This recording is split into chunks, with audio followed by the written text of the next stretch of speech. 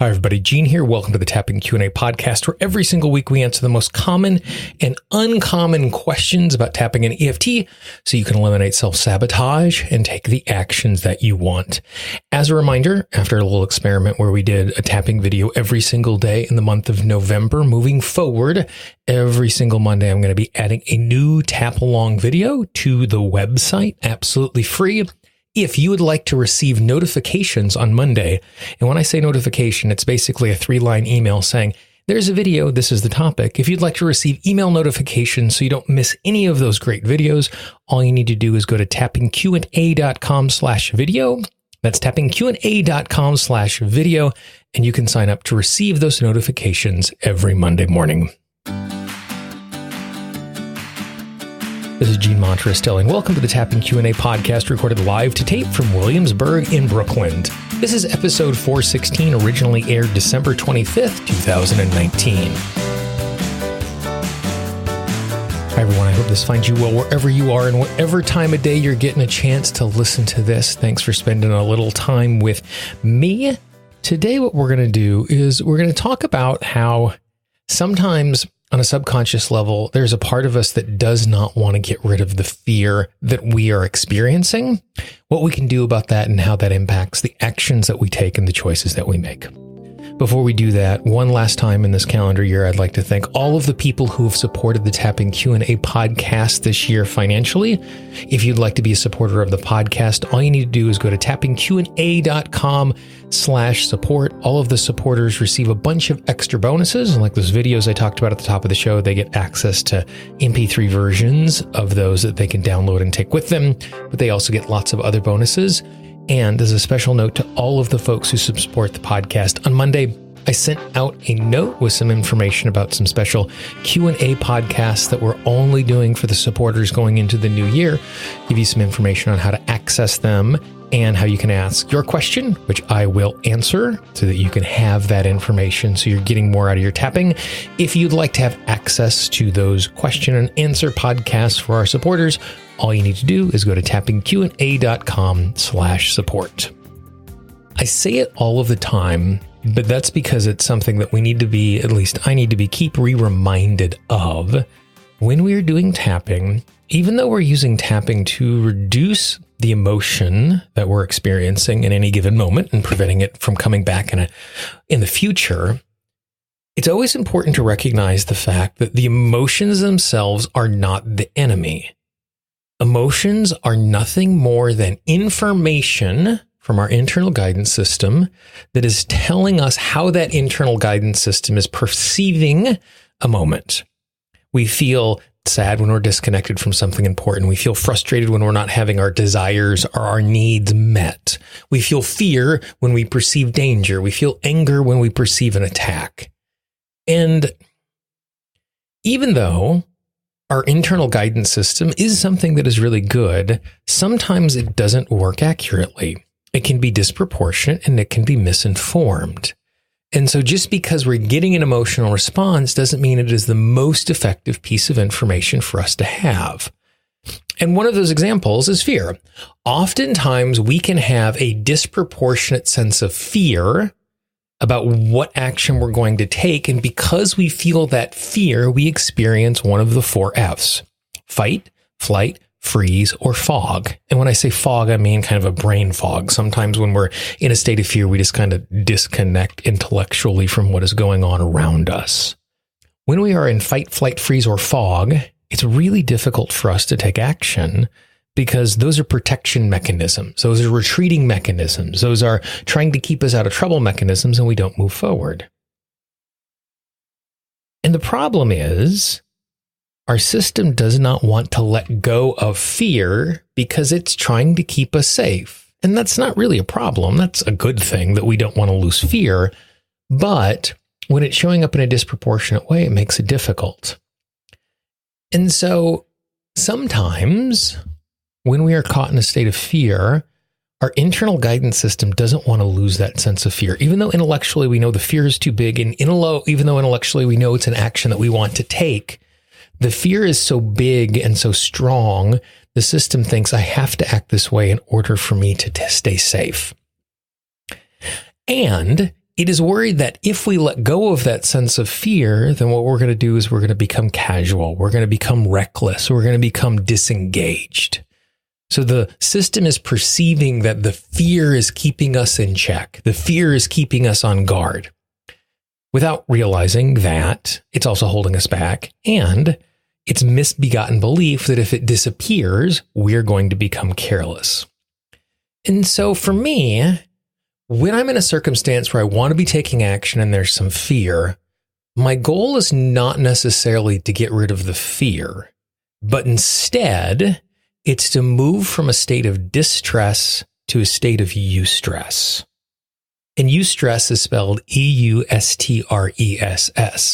And eustress is the positive form of stress. You know, having a sense of urgency to get something done, recognizing, oh, this is a really big deal. I need to be sharp.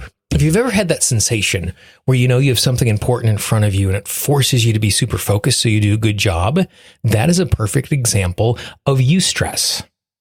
And so the fear is distress. Urgency is eustress. And so my goal when I'm trying to take action and fear is showing up is not to get rid of the fear, but instead transform distress into eustress, transform fear into a sense of urgency. Because then we're going to be sharp, we're going to be on top of things, but we're not going to be in flight, fight, or freeze, or fog. Then we're not going to be in fight, flight, freeze, or fog. And so that's the little tapping that we're going to do today. We're going to do a little tapping to ensure that we are moving from one to the other without putting ourselves in a place where we become careless and reckless. So tap on the side of the hand, take a nice big deep breath. What I want you to do is I want you to think about some actions that you want to take that you're really resisting taking because you know there's a little fear involved. Another nice big deep breath. And move from tapping point to tapping point, repeating after me. The fear that I'm experiencing right now is trying to keep me safe. It's trying to keep me healthy. It wants me to avoid danger. And it wants me to avoid struggle. And I appreciate the fact that it wants me to be safe. The problem is, when I experience fear, I also experienced fight, flight, freeze, or fog, which makes taking the next action really difficult. In some cases, it makes taking the next action impossible. And I recognize the fact my system is doing this to keep me safe. My system also doesn't want to lose the fear, because it's afraid that if it loses the fear, I will become careless. I will become reckless. I will do something dangerous. Letting go of the fear does not mean I am careless. Letting go of the fear does not mean I'm going to do something unsafe.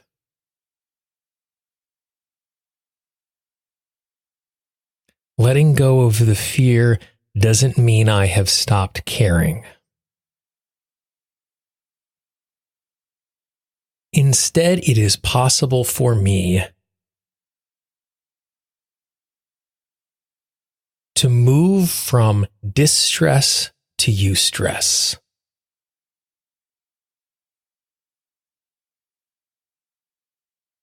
It is possible for me to leave fear and move to urgency. When I act with a sense of urgency, I become focused. When I act with a sense of urgency, I gain clarity. When I act with a sense of urgency, I move with purpose. I am safe. I am on guard. I am aware. And most importantly, I am taking action. I appreciate that my system wants me to be safe. Fear is a consequence of my system wanting me to be safe. I choose to move from fear to urgency. Because when I work with urgency, I am safe and effective. I am safe and productive. Nice deep breath. You can see that it's a little bit of a subtle thing, moving from this idea of distress to eustress. But once we have that as a framework, it gives us the ability to, at least for me, to evaluate what I'm feeling inside of my body, what I'm feeling kinesthetically, what I'm feeling emotionally, and what story that is telling me about how I'm perceiving what is going on. Because when I have that kind of positive nervous energy, then I know that I'm going to be working from a place of real effectiveness and real sharpness. And when I'm working from a place of fear, I'm going to be working tentatively if I'm working at all. Let me know what you think about this. How does this framework work for you? How did the tapping work for you? What does it look like when you are taking action? If you haven't done so already, please let a friend know about the podcast. If this is something that is useful for you, it might be useful for them as well. The easiest way someone finds a new piece of audio is from a recommendation of a friend. And so you're going to reach people I'm never going to reach. And if we're in a circumstance where each of us keep reaching out to the people, the loved ones in our life, and share good healing content with them, and they have the opportunity to transform their life is better, our life is better, and everyone around us' life is better as well. And yes, that sounds just cheesy as can be. It sounds cheesy coming out of my mouth, but it's the truth. We know this. And it becomes this real mission for us who want transformation to know that we're not just healing ourselves, but we're trying to make the world a better place. If you haven't done so already, you can subscribe to the podcast. In podcasting parlance, subscribe is always free. You can find the Tapping Q&A podcast basically everywhere you find audio. Apple Podcasts, Google Podcasts, Stitcher, Spotify, Pandora, Deezer, iHeartRadio, anywhere you find audio. It's even available on your home audio devices. Just search for the Tapping Q&A podcast wherever you get audio. If you have a question, if you have a comment, please let me know. I can always be reached, Gene, Gene, at tappingqa.com. If you have a topic or someone you'd like me to interview in the new year, we're going to be doing a bunch of interviews at the beginning of the year to share with the rest of the world. Let me know the topics and the people you want me to talk to. I can always be reached, Gene, Gene, at tappingqa.com. For the Tapping Q&A podcast, this is Gene Montrestelli. I hope you have a great day, and I will talk to you real soon. Bye-bye. The Tapping Q&A podcast is copyright Gene Montrestelli, Tapping Q&A 2016. All views expressed by guests are those of the guests and not necessarily of Gene Montrestelli or Tapping Q&A.